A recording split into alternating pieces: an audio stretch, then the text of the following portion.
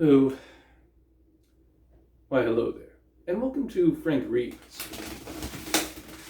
I'm Frank Hasemüller, and I've been reading some of my favorite stories lately, and I thought I'd share them with you. I enjoy them, and I hope you will too.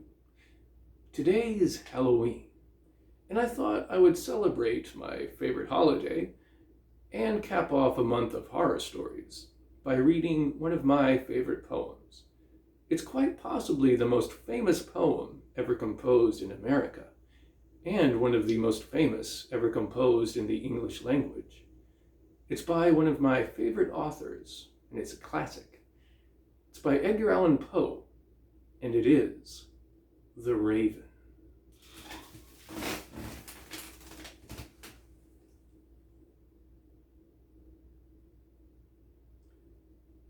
Once upon a midnight dreary, while I pondered weak and weary over many a quaint and curious volume of forgotten lore, while I nodded, nearly napping, suddenly there came a tapping, as of someone gently rapping at my chamber door. "'Tis some visitor," I muttered, tapping at my chamber door. "Only this, and nothing more." Distinctly I remember, it was in the bleak December, and each separate dying ember wrought its ghost upon the floor. Eagerly I wished the morrow, vainly I had sought to borrow from my books surcease of sorrow, sorrow for the lost Lenore, for that rare and radiant maiden, whom the angels name Lenore, nameless here forevermore. And the silken, sad, uncertain rustling of each purple curtain thrilled me, filled me with fantastic terrors never felt before, so that now, to still the beating of my heart, I stood repeating, "'Tis some visitor entreating entrance at my chamber door, some late visitor entreating entrance at my chamber door. This it is, and nothing more." Presently my soul grew stronger, hesitating then no longer. "Sir," said I, "or madam, truly, your forgiveness I implore. But the fact is I was napping, and so gently you came rapping, and so faintly you came tapping at my chamber door, that I scarce was sure I heard you. Here I opened wide the door.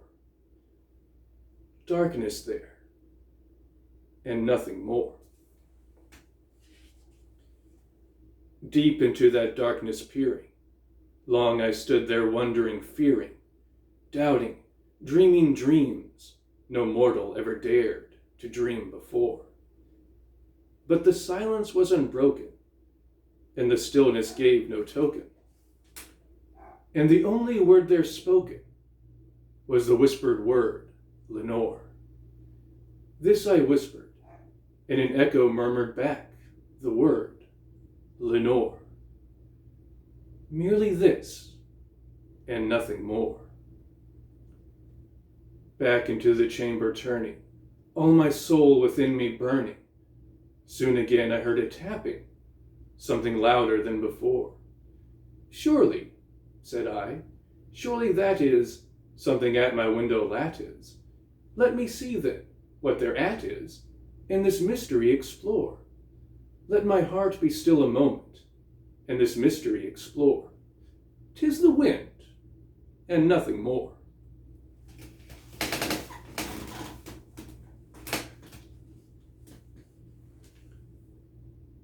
Open here I flung the shutter, when, with many a flirt and flutter, in there stepped a stately raven of the saintly days of yore. Not the least obeisance made he, not a minute stopped or stayed he, but with mien of lord or lady, perched above my chamber door, perched upon a bust of Pallas, just above my chamber door, perched and sat, and nothing more. Then this ebony bird beguiling, my sad fancy into smiling, by the grave and stern decorum of the countenance it wore. Though thy crest be shorn and shaven, thou, I said, art sure no craven, ghastly grim and ancient raven, wandering from the nightly shore. Tell me what thy lordly name is, on the night's Plutonian shore. Quoth the raven, nevermore. Much I marveled this ungainly, foul to hear discourse so plainly, though its answer little meaning, little relevancy bore. For we cannot help agreeing that no living human being ever yet was blessed with seeing bird above his chamber door, bird or beast upon the sculptured bust above his chamber door, with such a name as nevermore. But the raven, sitting lonely on that placid bust, spoke only that one word, as if his soul in that one word he did outpour. Nothing farther than he uttered, not a feather than he fluttered, till I scarcely more than muttered, other friends have flown before. On the morrow he will leave me, as my hopes have flown before. Then the bird said, nevermore. Startled at the stillness broken by reply so aptly spoken, doubtless, said I, what it utters is its only stock and store, caught from some unhappy master, whom unmerciful disaster followed fast and followed faster, till his songs one burden bore, till the dirges of his hope that melancholy burden bore, of never, nevermore. But the raven still beguiling all my sad soul into smiling, straight I wheeled a cushioned seat in front of bird and bust and door. Then upon the velvet sinking, I betook myself to linking fancy unto fancy, thinking what this ominous bird of yore, what this grim, ungainly, ghastly, gaunt, and ominous bird of yore meant in croaking nevermore.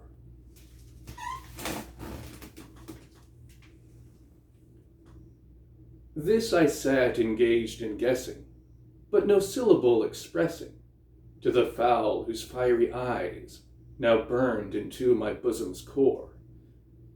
This and more I sat divining, with my head at ease reclining, on the cushion's velvet lining, that the lamplight gloated o'er, but whose velvet violet lining, with the lamplight gloating o'er, she shall press, nevermore. Then methought the air grew denser, perfumed from an unseen censer, swung by seraphim whose footfalls tinkled on the tufted floor.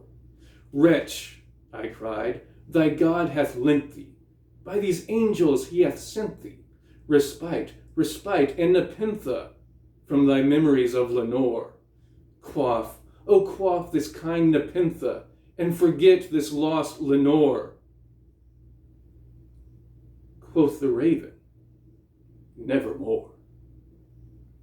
Prophet, said I, thing of evil, prophet still if bird or devil, whether tempter sent, or whether tempest tossed thee here ashore, desolate, yet all undaunted, on this desert land enchanted, on this home by horror haunted, tell me truly, I implore, is there balm in Gilead? Tell me, I implore. Quoth the raven, nevermore. Prophet, said I, thing of evil, prophet still if bird or devil, by that heaven that bends above us, by that God we both adore, tell this soul with sorrow laden, if within the distant Aidenn it shall clasp a sainted maiden, whom the angels name Lenore, clasp a rare and radiant maiden, whom the angels name Lenore. Quoth the raven, nevermore. Be that word our sign of parting, bird or fiend, I shrieked, upstarting. Get thee back into the tempest and the night's Plutonian shore. Leave no black plume as a token of that lie thy soul hath spoken. Leave my loneliness unbroken. Quit the bust above my door. Take thy beak from out my heart, and take thy form from off my door. Quoth the raven, nevermore. And the raven, never flitting, still is sitting on the pallid bust of Pallas, just above my chamber door. And his eyes have all the seeming of a demon's that is dreaming, and the lamplight o'er him streaming throws his shadow on the floor. And my soul from out that shadow that lies floating on the floor shall be lifted nevermore.